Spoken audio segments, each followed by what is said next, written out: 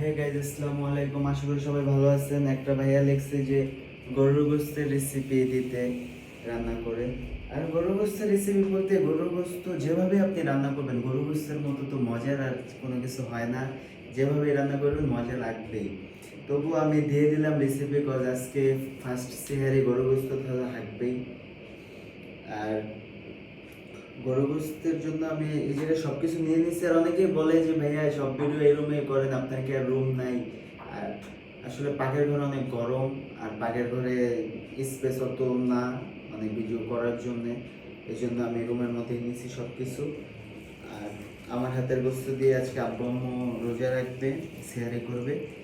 এখানে গোস্ত নিয়ে নিচ্ছি, পরিমাণ মতো কাঁচা পেঁয়াজ দিয়ে দিব। পেঁয়াজটা দিয়ে পরে মশলাটা দিলে আর কি ভালো, মশলাটা পেঁয়াজের সাথে মিক্স হবে।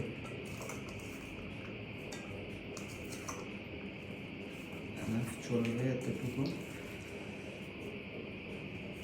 তেল দিয়ে দিব পরিমাণ মতো, হলুদ মরিচ আর সব কিছুর আইডিয়া আমার আগে থেকেই আছে, কারণ আমি অনেকবার এরকম গরুর মাংস রাঁধছি বাসায়, আর রান্না করা হয় বেশিরভাগ সময়, জন্য পরিমাপ আমার জানা আছে। এখন কতটুকু গরু গোস্ত কতটুকু আপনি দিবেন এটা আপনার আইডিয়া অনুযায়ী, এটা জাস্ট আমি এমনিতেই ভিডিও চাইছেন ওই অনুযায়ী দিলাম। আর সব কিছু বুঝতে বইলা যে এখানে কি কি দিতেছি এটা আসলে আমার ধারা সম্ভব না, তবু আমি যতটুকু পারতেছি দিতেছি। এটা 1.5 চামচ দিলেই হবে, কারণ এক একজনে এক এক পরিমাপে রান্না করে। সো পরিমাপটা আপনি নিজে থেকেই। হালকা সয়া সস দিয়ে দিলাম, দারচিনি দিয়ে দিলাম, এলাচ দিয়ে দিলাম 4-5টা, লবঙ্গ দিয়ে দিলাম 3টা, আর আছে টেস্টিং সল্ট হালকা। আর গরু মাংসের মশলা না দিলেও হয়, তবুও আজকে নিয়ে আসছি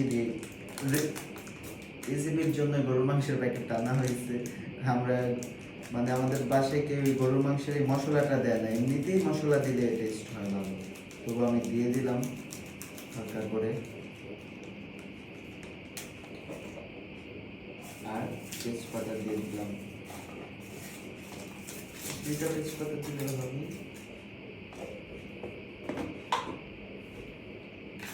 এটা মাখায় আমি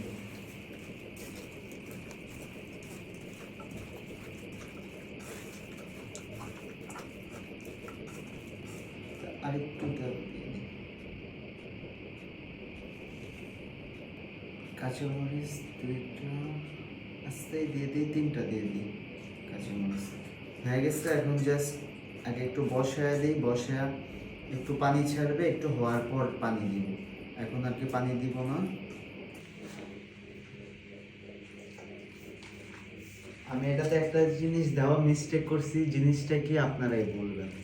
আমি ওই জিনিসটা দেখাই নিয়ে পরে ক্যামেরার আড়ালে দিচ্ছি, এখন ওই জিনিসটা আপনারাই বের করবেন যে আমি এমন একটা জরুরি জিনিস এখানে দিইনি, কোন জিনিসটা দিইনি। আচ্ছা, বসাই দিই।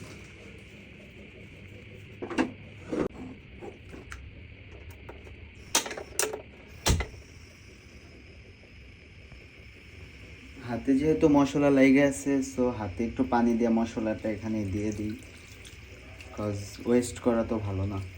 হাতে যেতটুকু মশলা আছে এখন হইতে থাকুক, হইতে হইতে সেহারির টাইম হয়ে যাবে মনে হইতেছে। ভিডিওটা যেহেতু লং হয়ে যাইতেছে আর না বাড়াইলাম, আর আপনারা বলে দিবেন কমেন্টে আমি এমন একটা জরুরি জিনিস দিতে ভুলে গেছি যেটা ছাড়া এই মাংসটা খাওয়া যাবে না।